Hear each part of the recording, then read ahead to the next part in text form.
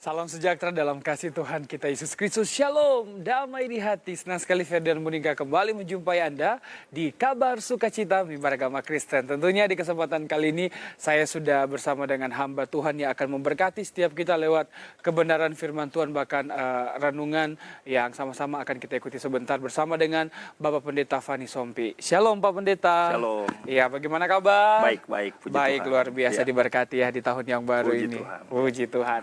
Dan sekaligus juga mengingatkan pemirsa di rumah bahwa kami juga membuka line interaktif di 864293 serta di 864393. Sebentar saya buka buat Anda yang ingin bergabung dan sekaligus juga bisa menitipkan doa. Dan langsung saja membuka jumpa dan kebersamaan kita di Mimbar Agama Kristen untuk episode kali ini. Bapak Pendeta Fani Sompi akan menuntutnya lewat doa sekaligus juga doa kebenaran dan perenungan kebenaran firman Tuhan. Oke, ya, Silakan. terima kasih.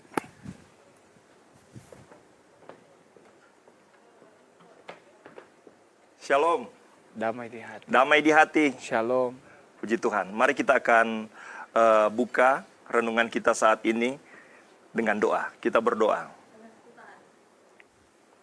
Allah Bapa di tempat maha tinggi, Allah pencipta alam semesta, yang sangat mengasihi kami umat manusia, yang memiliki rencana yang besar dan indah melalui kami umat manusia. Terima kasih kembali kami naikkan kepadamu dalam nama Yesus Kristus Tuhan dan Juru Selamat kami. Karena pada saat ini, di awal tahun 2023 ini, kami dalam keadaan kuat, kami dalam keadaan sehat. Dan kesempatan ini, kami hendak mendengarkan isi hatimu. Kami hendak mendengarkan kebenaranmu. Karena itu, ampuni segala pelanggaran dosa kami. Baik kami yang ada di studio ini, baik aku sebagai hambamu yang kau percaya, maupun saudara-saudara seiman, pemirsa di rumah di mana saja berada, Engkau ampuni salah dosa kami, karena kami tidak luput dari salah dan dosa. Tahirkan kami oleh darah Yesus, supaya kami layak dalam kekudusan-Mu, dan kami layak dalam persekutuan, dan mendapatkan kebenaran, manfaat kebenaran, lewat kebenaran yang akan disampaikan saat ini. Terima kasih banyak, kami tahu Engkau beserta dengan kami di tempat ini, maupun bersama dengan pemirsa di rumah. Terima kasih banyak Bapa dalam surga. Di dalam nama Tuhan Yesus Kristus, kami berdoa mengucap syukur dan memohon tuntunan Tuhan untuk acara pemberitaan firman Tuhan pada saat ini. Puji Tuhan. Amin. Bapak, Ibu, Saudara kekasih di dalam Tuhan Yesus Kristus, pemirsa di rumah maupun kita yang ada di studio, saya sebagai hamba Tuhan mengucap syukur kepada Tuhan atas segala kebaikan Tuhan yang dalam, yang luar biasa, yang tak terselami dalam kehidupan kita. Dan untuk waktu yang kita dapatkan saat ini, tentunya daripada Tuhan, lewat TVRI Manado, yang memberikan kesempatan kepada kita semua untuk mendengarkan kebenaran firman Tuhan.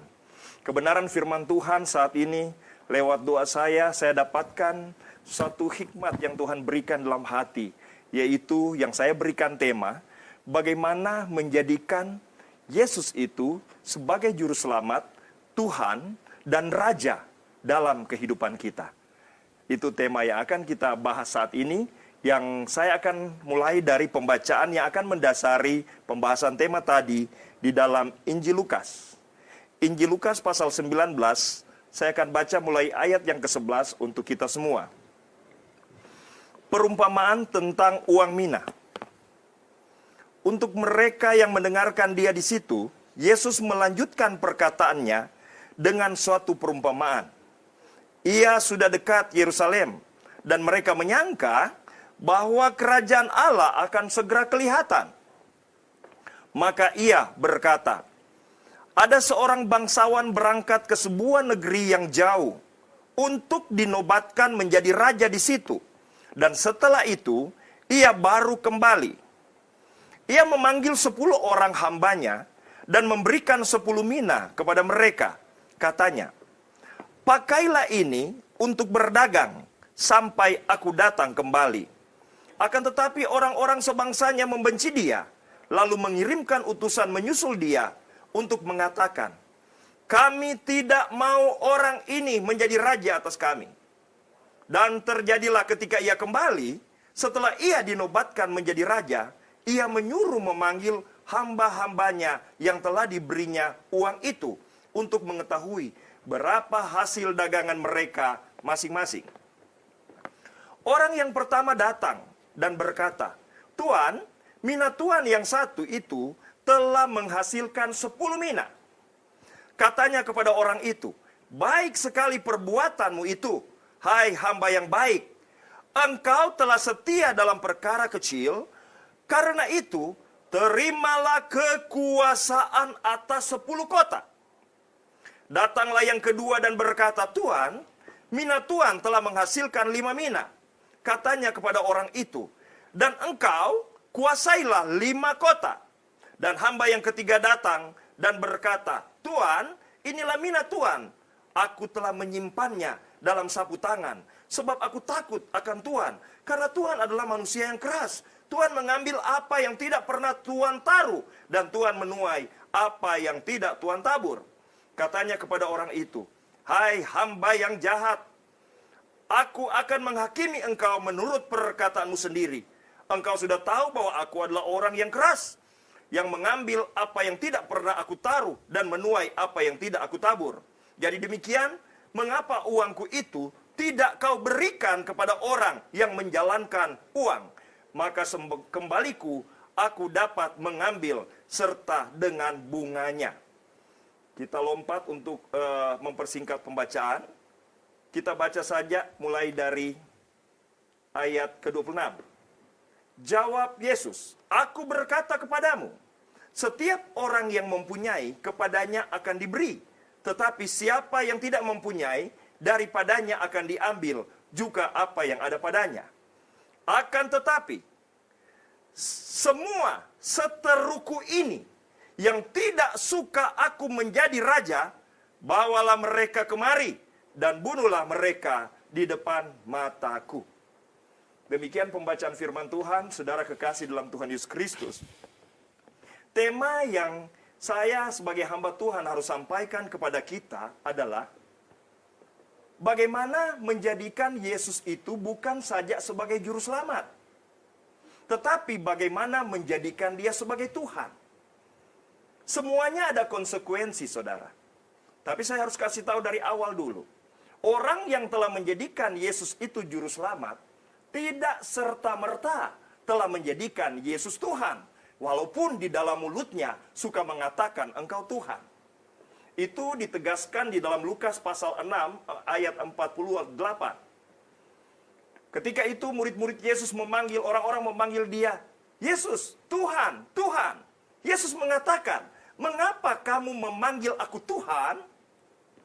Padahal kamu tidak mentaati atau tidak melakukan apa yang aku katakan." Karena perkataan Tuhan itu sendiri, saudara kekasih dalam Tuhan Yesus Kristus, di dalam bahasa asli itu artinya kurios, penguasa, penguasa. Jadi belum tentu orang yang telah menerima Yesus sebagai juru selamat menyelamatkan dia. Di dalam hidupnya Tuhan yang menjadi penguasa dan pengatur kehidupannya. Maka kadang-kadang bagi orang yang kadang-kadang hidupnya hanya berorientasi pada materi, Yesus berkata, mamonlah yang menjadi Tuhanmu. Mamonlah yang mengatur kehidupanmu. Engkau kerja dari pagi sampai malam, itu hanya untuk kepentingan mamon. Uang itu perlu, saudara. Tapi hidup kita tidak bisa dikendalikan oleh mamon. Itu salah satu contoh saja. Orang yang telah menjadikan dia Tuhan, menjadikan Yesus sebagai juru selamat, belum tentu dia telah menjadikan Yesus sebagai kurios, penguasa yang mengatur kehidupan pribadinya, yang mengendalikan keluarga, yang mengendalikan bisnis dalam segala aspek. Jadi saudara kasih dalam Tuhan Yesus Kristus, semua ada konsekuensi. Orang yang tidak mau menjadikan Yesus juru selamat, tentu dia kehilangan jalan keselamatan kepada Bapa. Dan orang yang tidak mau menjadikan Yesus kurios, tentu dia kehilangan kesempatan untuk lebih bertumbuh lagi. Pertumbuhan yang mana, saudara? Di dalam Alkitab, Yesus katakan dia adalah raja, dan itu adalah tujuan akhir. Tidak semua orang yang telah menjadikan Yesus juru selamat, bahkan menjadikan Yesus Tuhan, menjadikan dia raja. Ini contoh pembacaan kita, saudara kasih dalam Tuhan. Dia bagaikan seorang raja yang akan dinobatkan. Tetapi Yesus itu sesudah dia lahir ke bumi, dia harus kembali ke surga.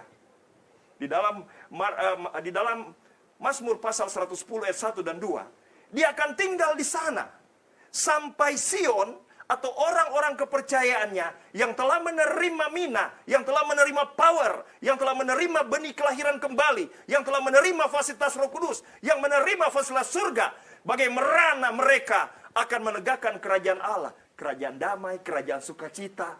Bagaimana mereka mengalahkan musuh-musuh Allah.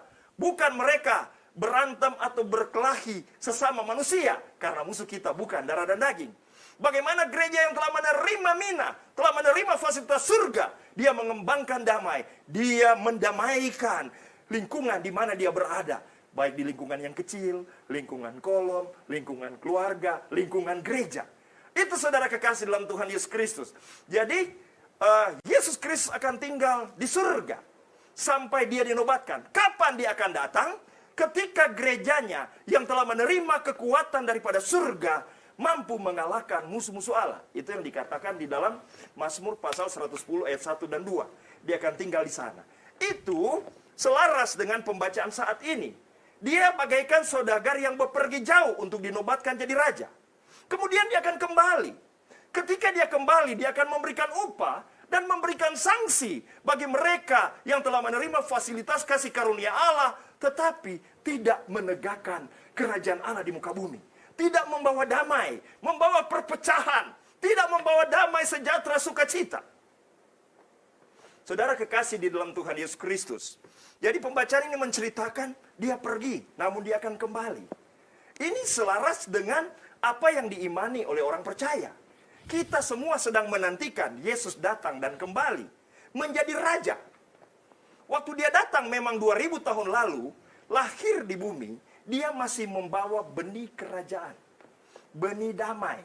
Makanya orang yang telah menerima benih kerajaan itu dia akan berkata, damai di hati. Ada damai. Tetapi apakah damai atau benih kerajaan itu mampu kita kembangkan dalam lingkungan yang lebih besar? Orang-orang yang mampu mengembangkan damai dalam lingkungan yang lebih besar, merekalah yang nanti akan memerintah kota. Ada yang memerintah 10, ada memerintah 5. Tetapi konsekuensi bagi siapa yang tidak mau mengembangkan damai yang ada di dalam hatinya, dia orang Manado bilang, dia itu menjadi orang Kristen yang bukan mempersatukan. Dia kadang-kadang jadi orang Kristen, Kristen kompor, Kristen Carlota. Di mana dia ada, api kecil jadi besar. Nah, saudara kekasih dalam Tuhan, termasuk yang dikatakan 1 Korintus 3 ayat 14-16. Orang Kristen yang memecah-mecah tubuh Kristus. Cuma beda merek, cuma beda hal-hal tertentu tentang makanan, minuman, hari ibadah. Dia bisa memecah-mecah. Padahal Alkitab sudah katakan, kerajaan sorga atau kerajaan yang Tuhan mau tegakkan di muka bumi, itu bukan berbicara makanan, minuman, bulan baru, hari raya, hari sabat. Bukan di sana. Kerajaan sorga yang Tuhan mau tegakkan di muka bumi adalah bagaimana sekalipun di dunia ini ada daging, di dunia ini ada si jahat, tetapi damai, sejahtera, sukacita bisa terpancar melalui damai yang kita terima, yang ada di dalam hati. Saudara kekasih dalam Tuhan, mudah-mudahan kebenaran firman dalam waktu yang singkat ini kita bisa dapatkan. Karena rahasianya di sini.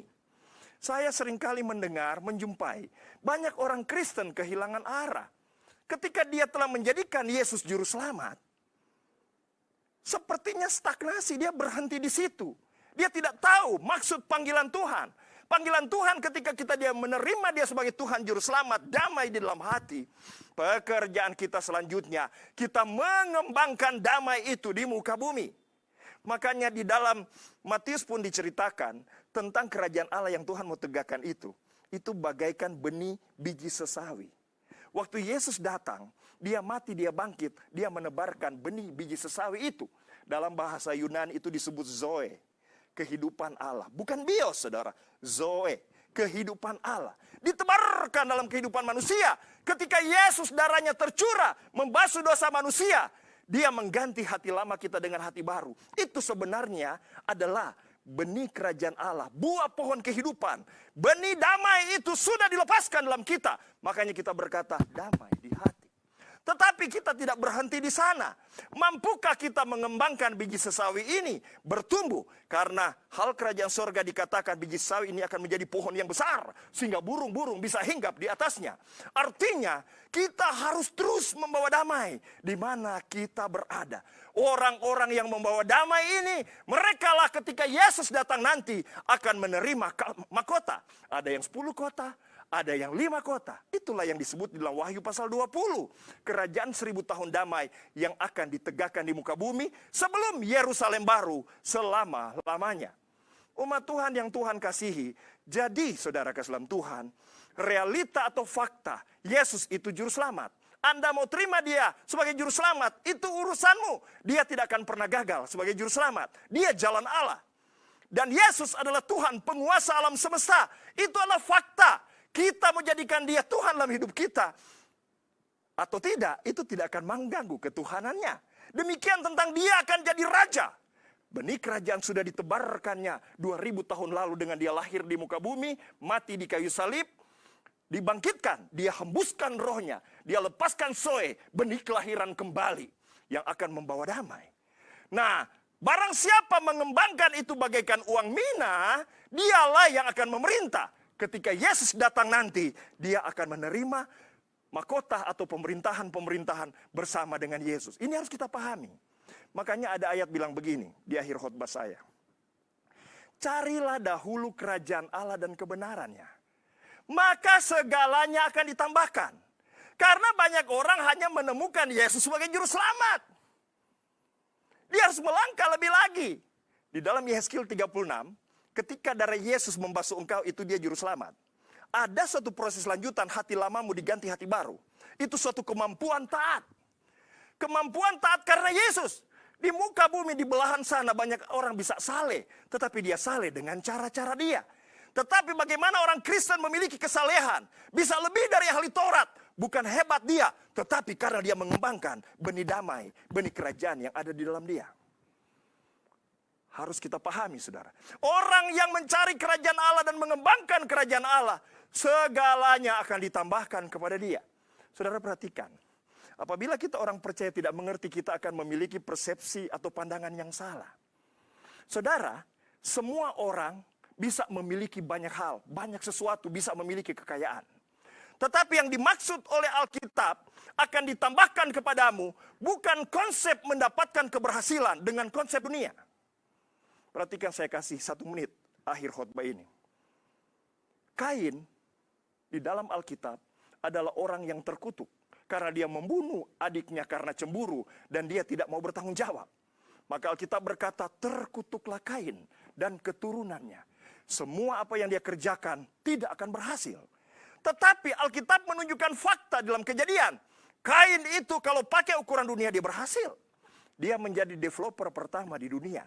Dia membangun kota yang besar yang diberikan nama anaknya Henokh. Saudara kasih dalam Tuhan, mana kebenaran firman Allah? Dikatakan bahwa orang yang terkutuk. Tetapi kenapa dia bisa berhasil? Alkitab ingin menunjukkan suatu fakta. Dengan cara-cara dunia, setan pun bisa memberikan keberhasilan dan kekayaan. Dengan kekuatanmu engkau bisa. Tetapi kekayaan-kekayaan atau perolehan demikian tidak pernah tercatat di surga. Hanya akan berakhir di liang kubur. Tetapi apa yang diberikan oleh Tuhan, karena engkau taat, karena engkau mengembangkan kerajaan, segala sesuatu Tuhan akan sediakan bagi kita. Saudara, ini kebahagiaan di dunia dan akhirat. Makanya Yesus katakan dia lebih dari sekedar hidup. Anda akan bahagia di dunia, Anda akan bahagia di akhirat. Kuncinya adalah menjadikan dia bukan saja sebagai juru selamat, bukan saja menjadikan dia sebagai Tuhan, tetapi menjadikan dia sebagai Raja. Mudah-mudahan kebenaran yang singkat yang saya sampaikan nanti akan berkembang di dalam diskusi, di dalam pertanyaan-pertanyaan akan disampaikan. Tetapi kebenaran ini, saudara, benar-benar usahakan Anda memahami dengan benar. Karena kunci segala blessing Tuhan di dunia dan akhirat adalah ketika engkau jadikan dia juru selamat, dan engkau jadikan dia Tuhan, kurios dalam hidupmu, dan engkau jadikan dia Raja. Engkau akan lihat janji-janjinya akan turun kepadamu. Bukan seperti Kain. Kain itu sampai keturunan kelimanya kelihatan berhasil. Bahkan anaknya atau keturunan kelimanya yang namanya Lamek, Dia membunuh orang yang menyakiti dia. Dia bilang, ini balas dendam. Karena opaku Kain itu dibalas, dipukul oleh Tuhan. Saya harus membalas sekian kali lipat. Jadi saudara kasih dalam Tuhan, ternyata keberhasilan bisa diperoleh oleh orang yang dendam. Saya kasih contoh saudara. 30 detik yang terakhir. Misalnya ada seorang anak. Anak ini anak orang yang susah. Kemudian dia jalan-jalan di tetangganya. Dia melihat mobil mewah, Lamborghini misalnya. Dia memegang mobil itu. Mewah sekali. Kemudian pemiliknya berkata begini, "Hai anak, jangan kau pegang itu. Ini harganya miliaran. Kau dan keluargamu seumur hidup kerja tidak mampu membeli mobil ini." Kalau Anda dan saya yang jadi anak itu, kira-kira reaksi apa akan muncul dalam kita? Sombong sekali nih om ini. Nanti ngana lihat om, kita setunjung dunia ini bulat. Maka saudara, orang yang diperlakukan demikian, dia bisa kerja keras dan dia bisa berhasil. Keberhasilan itu yang disebut kalau dalam dunia marketing disebut counter balik. Anda mendekan saya ingin tunjukkan. Itu yang terjadi pada Kain.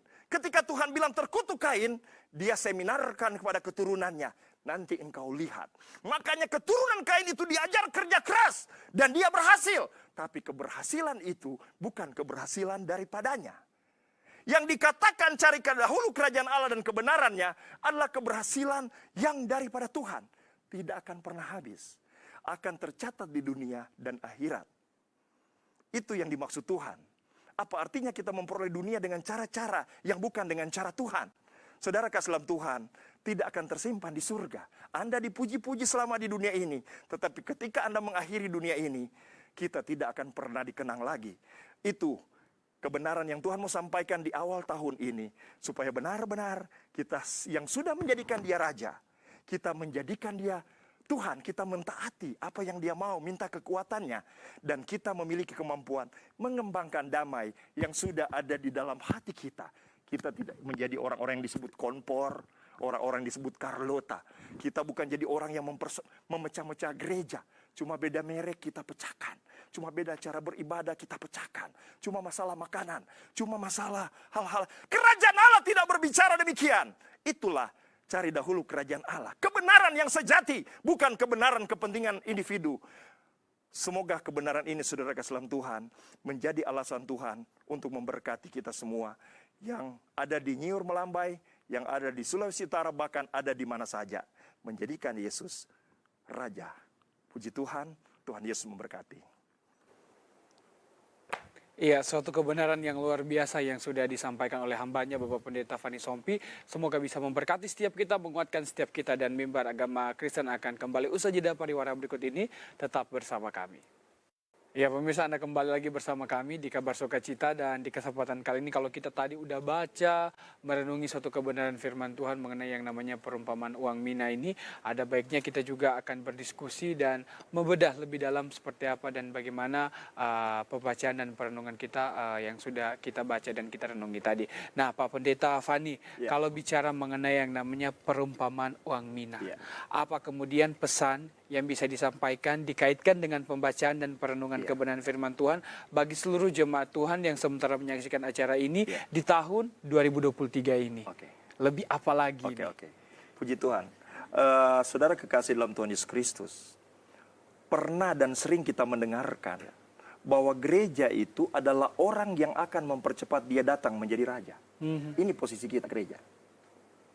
Kita yang akan mempercepat. Jadi dia tidak akan pernah datang menjadi raja. Walaupun kita lihat tanda-tanda zaman. Tanda-tanda zaman yang ada saat ini. Tanda-tanda zaman yang ada saat ini kan dikatakan ketika dia datang. Di Yerusalem itu sendiri akan berdiri kembali bait suci yang sudah diruntuhkan. Dan itu tanda-tanda kita dengar di mana-mana. Kemudian si setan akan menguasai ekonomi. Dia tidak akan izinkan berbelanja. Semua tanda-tanda ini sudah ada.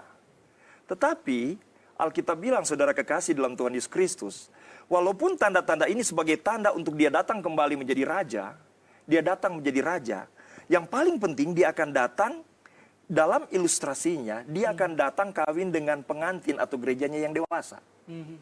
Nah, pengertian dewasa di sini adalah gereja yang menjadikan dia raja. Ini gereja saya tidak berbicara denominasi, tetapi orang percaya yang menjadikan dia raja.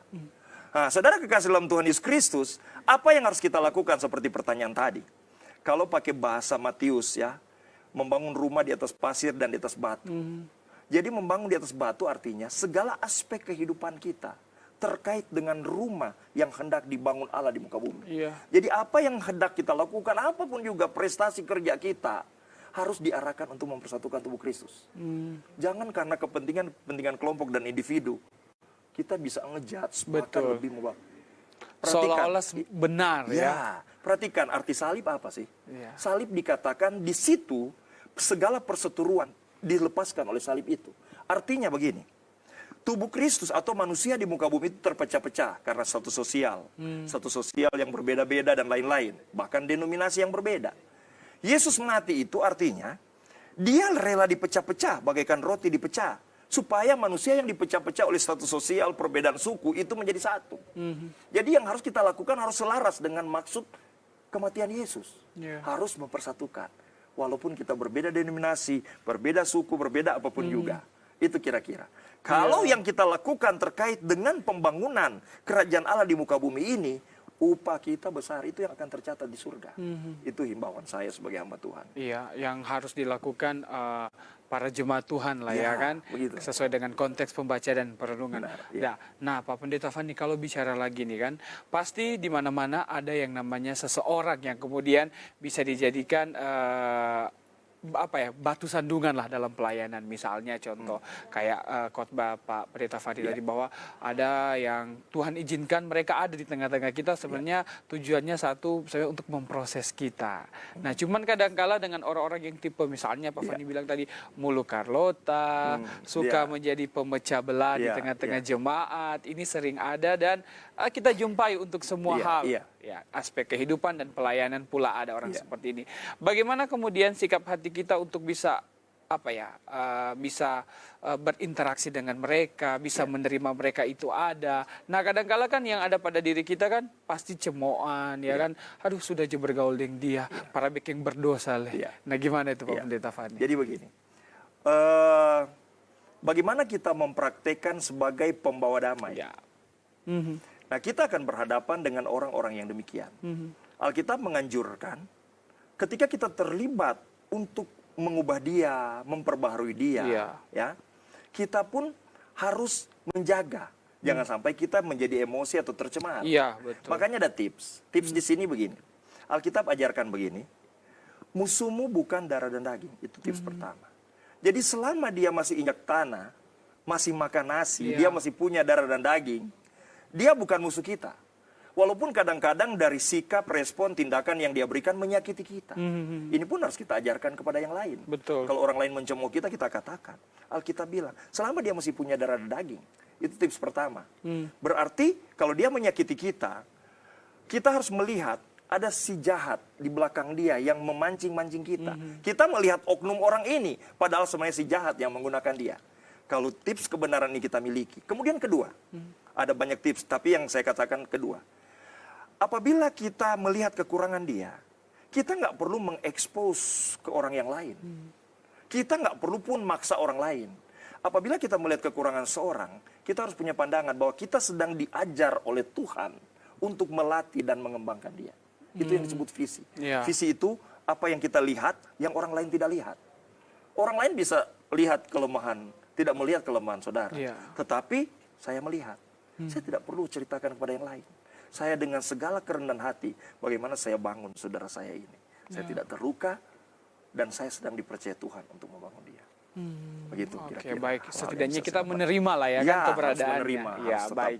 Kita tahan dulu sampai di situ Pak Pendeta Fani. Kita akan kembali usai jeda pariwara berikut ini.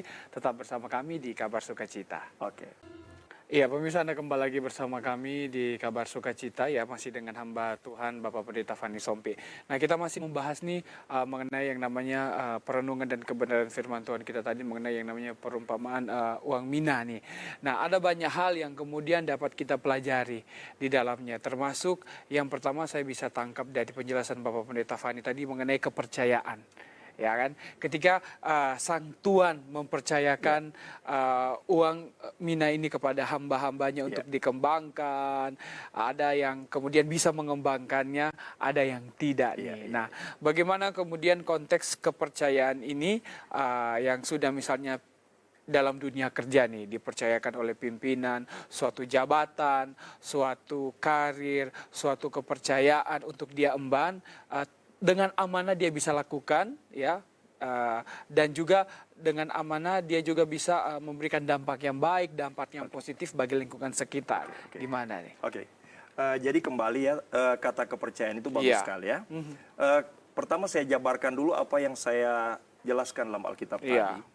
Jadi ketika kita dipercaya pada level mempercepat dia jadi raja, seperti baca Iya. kita tadi. Siapakah orang-orang yang dipercaya itu? Orang itu, pertama, orang itu harus memilih legalitas dulu pertama sebagai anak Allah. Jadi tidak mungkin kepercayaan mempercepat dalam konteks Tuhan ini dia sebagai raja, kalau kita tidak memiliki legalitas sebagai anak Allah. Makanya langkah pertama yang harus kita lakukan adalah kita menjadikan dia dulu sebagai juru selamat dalam kehidupan kita. Ketika kita menjadikan dia sebagai juru selamat, ini sebelum dapat kepercayaan. Ini Iya. ada ayat, Pak. Betul. Ada ayat yang dikatakan begini, dalam rumah Tuhan ada perabot yang digunakan untuk maksud mulia dan yang kurang mulia. Barang siapa menyucikan diri daripada yang jahat, ia akan dianggap. Ini kepercayaan. Jadi yang dimaksud menyucikan diri dari yang jahat, inilah level menjadikan Yesus sebagai Tuhan. Iya. Kita jadikan dia juru selamat, kita memiliki hati yang mampu taat. Dia dorong kita untuk mengasihi orang, dia dorong kita untuk membenci dosa. Nah, kita bagaimana kerjakan keselamatan? Kerja keselamatan itu bukan berarti kita yang membuat kita selamat, tidak. Betul. Tetapi apa yang dia kerjakan dari dalam, kemauan, kehendak, berbelas kasihan, kita turuti, kita taati. Iya. Nah, proses kita mentaati ini dikatakan kita telah berupaya menjadikan dia Tuhan. Apabila, ya, ketika kita dijadikan dia Tuhan, dia yang akan menilai kita, wah orang ini benar-benar. Baru dia akan mempercayai kita untuk menjadikan dia raja. Ini kita sudah tergolong hamba yang akan mempercepat dia datang. Betul. Jadi kalau tadi pertanyaan juga terkait dengan aplikasi kehidupan. Iya, betul. Ya. Dalam dunia kerja Itu misalnya. sebenarnya masih harus dibedah. Tapi saya menganggap saja ya, kita orang yang telah menjadikan dia juru selamat. Kita sudah menjadikan Yesus itu juru selamat. Kemudian kita mentaati dia dalam perkara kecil. Ya. Kemudian kita mengimani bahwa di dalam dunia kerja, kita ada di sana karena kepercayaan surga. Betul. Berarti kan aplikasinya, kita harus melihat ini sebagai pelayanan. Mata bajak jadi pedang. Kita tunduk kepada bos, kita taati segala sesuatu karena Tuhan.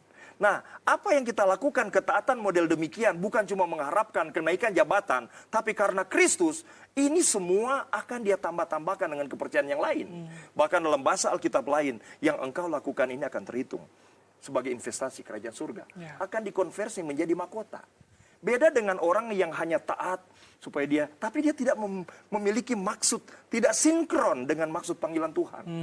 Walaupun dia menunjukkan kesalehan, ini kesalehan biasa untuk dia dipuji mungkin. Tapi kalau kita sebagai orang percaya, kita ini mempercepat dia datang. Segala apa yang kita lakukan, biarlah untuk mengupayakan damai atau sukacita Tuhan atau kerajaan Allah ditegakkan di muka bumi. Itu upahnya di dunia dilipat gandakan, di akhirat pun akan Tuhan berikan. Wow, luar biasa. Itulah ya kan bagaimana kemudian sikap percaya ini tetap terus kita tanamkan lah ya kan.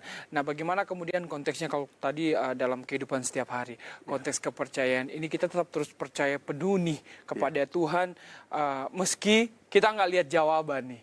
Gimana nih? Oke. Pak Pendeta? Jadi begini, percaya itu adalah mempercayai sesuatu yang dilakukan oleh Yesus. Contoh kasus ya. Iya. Kesembuhan misalnya. Iya. Alkitab berkata darah Yesus dan bilur Yesus. Artinya penderitaan Yesus itu dia lakukan supaya penyakit kita sembuh. Nah, jadi kalau kita berbicara apa yang dilakukan Yesus, makanya di kayu salib Yesus bilang, sudah selesai. Iya. Artinya segala sesuatu sudah selesai. Itu kalau dalam bahasa hukum disebut de juris. Seperti tahun 45 tanggal 17 Agustus Indonesia sudah merdeka. De juris, itu sudah fakta. Walaupun masyarakatnya masih mengalami penindasan. Jadi de juris dia mengalami kemerdekaan, tetapi de facto dia tidak mengalami. Jadi jangan sampai karena kita tidak lihat, wah saya tidak diberkati seperti ini. Iya. Waduh jangan-jangan Yesus itu belum selesai tugasnya. Iya. Oh itu. Jadi iman itu adalah mempercayai segala sesuatu yang walaupun secara fakta kita tidak alami. Tetapi aku percaya. Bahkan kalau pakai bahasa Markus 11 ayat 23-24, ketika engkau percaya apa yang dilakukan Kristus, walaupun realitanya engkau tidak mengalami, tapi engkau mengatakan, aku percaya dia telah memerdekakan saya, maka hal itu akan diberikan kepada. Jadi jangan seperti orang ateis, orang tidak percaya Tuhan. Waduh, saya berdoa Tuhan, sembuhkan saya Tuhan, berkat. Kemudian saya diuji, tidak langsung saya lihat hasil itu. Saya bilang, wah, tidak benar ini. Bukan begitu. Iman itu mempercayai de juris, semua yang sudah diselesaikan Yesus. Apakah kita mengalami atau tidak, kita harus percaya itu. Justru hal itu akan diberikan kepada kita. Begitu prakteknya. Baik, kita tahan dulu. Ya. Sampai di situ Pak Pendeta Fani, kita akan kembali usai jeda pariwara berikut ini. Tetap bersama kami di Kabar Sukacita, kami segera kembali. Anda kembali lagi bersama kami di Kabar Sukacita Mimbar Agama Kristen dan masih dengan hamba Tuhan Bapak Pendeta Fani Sompi, dan kita melanjutkan diskusi kita mengenai yang namanya perumpamaan uang mina. Nah, ada banyak hal yang bisa kita ambil juga pelajaran hidup di dalamnya mengenai kepercayaan. Tadi kita udah bahas bagaimana kemudian ketaatan dan kepatuhan nih dari seorang hamba terhadap tuannya dalam mengemban kepercayaan yang kemudian bisa kita baca tadi lewat pembacaan kebenaran firman Tuhan, bahwa ada yang bisa mengembangkan menjadi lebih banyak dari 1 menjadi 10 dan lain sebagainya. Ada juga yang kembali tanpa bisa mengembangkan itu. Melihatnya seperti apa? Baik, sekalian juga dia istilahnya bisa dikatakan ada hamba yang tidak patuh karena tidak mampu mengembangkan hal tersebut, sekaligus ngata-ngatain tuannya. Nah, bagaimana itu ya? Kadang-kala kan sebagai manusia kita juga ada di sifat-sifat seperti demikian, Pak Pendeta Fani. Iya. Jadi itu saudara kasih dalam Tuhan, seperti saya sudah jelaskan di mimbar tadi ya. Ada 2 perumpamaan. Seperti ada perumpamaan yang biasa kita dengar, ada orang kerja di kebun anggur. Ada yang masuk pagi, masuk siang, masuk sore, itu upahnya sama, 1 dinar. Ini keselamatan. Keselamatan itu sama. Kita terima berapa tahun lalu. Karena keselamatan bukan karena perbuatan kita. Tapi kita mengaku kita berdosa dan kita tahu dia adalah jalan Allah. Dia Allah yang jadi manusia, dia mati menebus dosa kita. Itu keselamatan. Tetapi perumpamaan yang kita baca tadi itu berbeda. Karena ini tidak berbicara konteks keselamatan. Dia berkata ada yang mengembangkan 1 jadi 10, perintah 10 kota. Ada yang 1 jadi 5, perintah 5. Dan yang tidak mengembangkan ada sanksi. Nah, sanksi ini saudara kasih dalam Tuhan, kalau saya mau jabarkan memang agak panjang. Tapi saya kasih gambaran dulu. Kalau di dalam tadi, orang yang tidak mengembangkan talenta atau mina atau apa yang Tuhan berikan kepada dia, istilahnya damai di hati, tapi tidak dia kembangkan dalam nilai-nilai yang Tuhan mau, itu ada sanksi. Kalau sanksi, kalau menurut 1 Korintus pasal 3 ayat 14, saudara bisa baca nanti di rumah. Itu dikatakan kepada hamba-hamba Tuhan yang melayani di Korintus. Wah, mereka dipakai Tuhan luar biasa sampai karunia. Bisa pindahkan gunung mungkin, mengetahui isi hati orang, berbicara bahasa malaikat. Tetapi di mata Tuhan, mereka memecah-mecah. Mereka pecah Korintus jadi kelompok Apolos, Kefas. Saya nggak tahu apa yang mereka ekspos sehingga terjadi perpecahan. Itu dikatakan apa? Pelayan-pelayan demikian, ya, walaupun dia bekerja keras, upahnya tidak pernah dia peroleh. Bahkan dia seperti orang yang baru diangkat dari dalam api. Perhatikan, api ini bukan api neraka. Api ini suatu sanksi yang Tuhan berikan karena dia tidak mampu mengembangkan talenta. Kalau di ujung akhir zaman, itu yang saudara dengar dengan masa antikris. Ada gereja yang di rapture, sangkakala keempat. Ada yang nanti sangkakala ketujuh. Yang dia harus masuk dulu dalam aniaya besar selama 3,5 tahun. Baru dia di rapture. Kalau dia tidak murtad. Nah, kenapa? Karena dia tidak menjadi gereja yang digambarkan, gereja yang dewasa. Gereja yang menjadi mempelai. Wanita yang bijak. Ini konteksnya pengembangan talenta. Ini jadi harus kita pahami, saudara kasih dalam Tuhan. Marilah kita, himbauan saya pemirsa. Kita ketika menerima Yesus, kita menerima kemampuan taat dari dalam. Beda dengan orang lain, dia ingin taat karena etika moral, ajaran-ajaran hukum yang tertulis. Kalau kita menerima roh baru, hati baru, jadi kemampuan taat semuanya dalam. Kalau kita taat, orang bisa puji kita pemirsa. Wah, hebat sekali Bapak ini, hebat itu. Padahal kita tahu bukan kita. Dialah yang mengerjakan dari dalam. Enak kita sebagai orang Kristen. Makanya kalau ada orang Kristen, tidak ada dorongan kemampuan untuk taat dari dalam, dipertanyakan. Ini bisa-bisa Kristen KTP. Karena Kristen lahir baru sejati, dari dalam itu ada hati yang mampu taat. Hati yang mampu taat. Ini luar biasa, bahkan mampu taat sampai kesalehan level lebih tinggi dari ahli Taurat. Ini harus kita pahami. Oke, baik. Demikianlah yang harus sebenarnya orang Kristen lakukan, menjadi pedamai, memiliki hati Ya. yang taat, yang percaya hanya kepada Tuhan kita Yesus Kristus. Yang terakhir nih, Pak Pendeta Fani Sompi, kita akan menutup seluruh rangkaian kabar sukacita mimbar agama Kristen di kesempatan kali ini dengan doa tutup, doa berkat, doa syafaat. Saya mempersilahkan kembali Pak Pendeta Fani. Oke.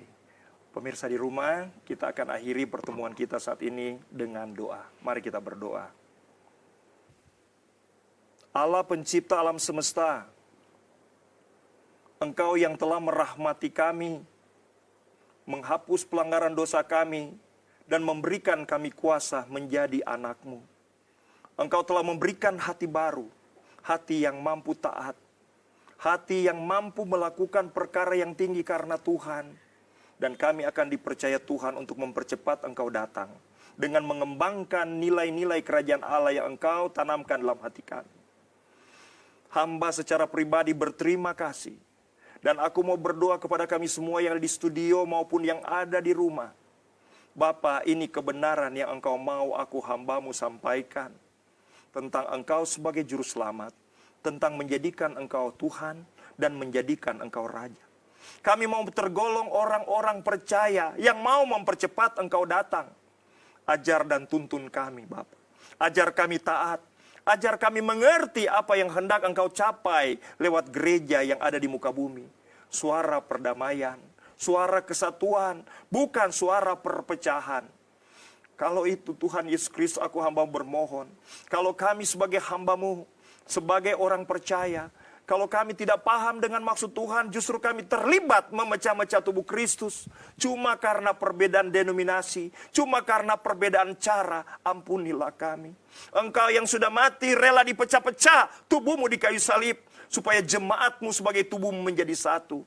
Ampuni kami. Kami tidak mau mendapatkan sanksi orang yang tidak mempercepat Engkau datang dengan memecah-mecah.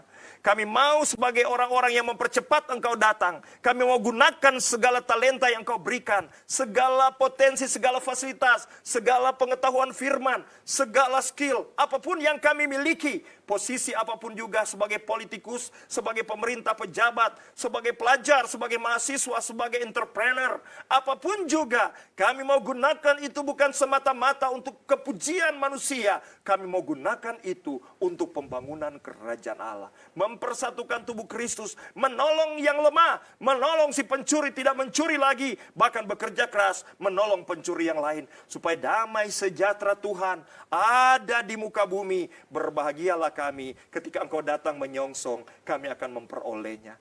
Ini doaku Bapa dalam surga. Aku berdoa khusus buat pemerintah Indonesia, mulai dari pimpinan yang tertinggi sampai yang ada di tingkat desa.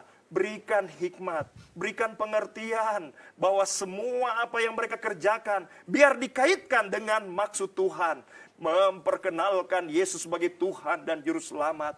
Mengajarkan bahwa apapun yang mereka lakukan bukan untuk kepentingan diri sendiri, tetapi manggun kerajaan damai, menolong sebanyak-banyaknya orang, supaya upah mereka besar di surga. Terima kasih banyak Bapa dalam surga. Di akhir pertemuan ini, kami pun mau berdoa untuk TVRI Manado, Bapa di tempat maha tinggi yang telah menjadi media Tuhan untuk banyak hal, termasuk acara saat ini, acara surgawi. Diberkatilah mulai dari pimpinan yang tertinggi, semua orang yang telah terlibat. Tuhan memberkati mereka. Aku hamba-Mu memohon berkat yang melimpah turun atas mereka. Bukan saja berkat jasmani, kekuatan, kesehatan. Aku hamba-Mu mohon berkat rohani dalam nama Tuhan Yesus Kristus turun dalam kehidupan dan memberkati mereka. Dan aku mohonkan mereka pun beralih dari Kristen yang menjadikan Engkau Juru Selamat, tetapi memiliki kemampuan taat dan dipercaya surga untuk mempersatukan tubuh Kristus, untuk Tuhan mempercepat Engkau datang sebagai Raja. Terima kasih untuk berkat-Mu, untuk TVRI Manado dan kru semua yang telah terlibat. Di akhir doa saat ini, aku kembali bergumul untuk segala pergumulan daripada orang-orang percaya. Bapa, kuatkan iman mereka. Biar mereka memahami perkataan-Mu yang mengatakan, sudah selesai. Segala bentuk penderitaan, segala permasalahan, sudah Tuhan selesaikan. secara de juris di kayu salib. Kami hanya dimintakan Tuhan untuk selalu belajar cari tahu kebenaran. Karena kebenaran ini yang akan memerdekakan. Cari tahu kebenaran, percaya kebenaran, harapkan kebenaran. Maka kebenaran ini akan memerdekakan kami. Jadikan kami orang yang percaya. Bukan karena melihat, tetapi karena melihat fakta yang sudah engkau kerjakan di kayu salib. Terima kasih banyak, ini doaku. Tidak ada permasalahan yang tidak bisa diselesaikan oleh Tuhan. Terima kasih banyak Bapa dalam surga. Di dalam nama Tuhan Yesus Kristus, aku alaskan doa ini. Dan aku lepaskan berkat. Berkat daripada Bapa di tempat maha tinggi.